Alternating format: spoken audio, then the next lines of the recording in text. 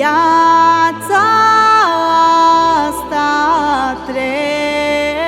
trecătoare, dacă mi-o petrec în rău, departe de Dumnezeu.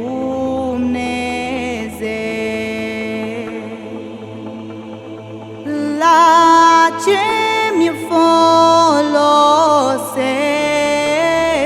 mie să am mare bogăție,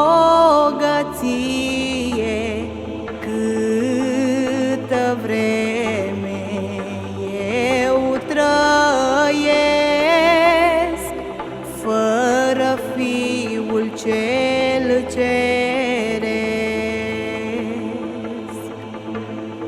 La ce-mi folosește, frate, să am bani, să am de toate, căci nimic nu voi lua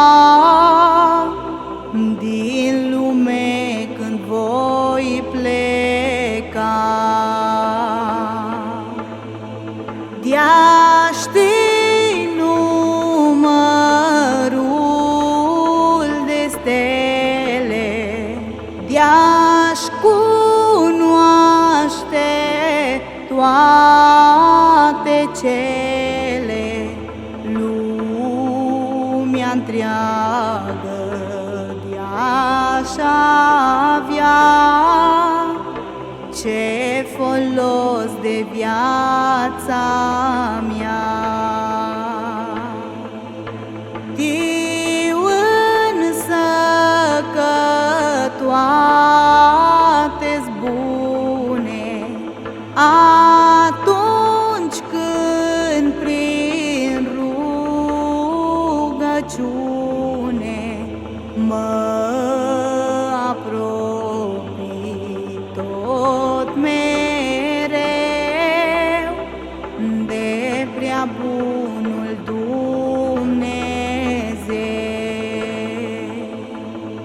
Nu-i nimic mai bun sub soare, lumea toată-i trecătoare, la Iisus de ce nu vii?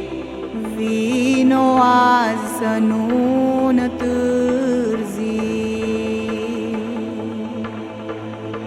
La ce-ți folosește ție că ai mare bogăție, căci nimic nu vei lua din lume când vei pleca.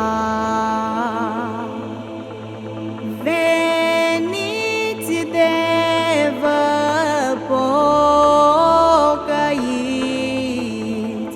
cât pe lume mai trăiți, cât mai e har pe pământ.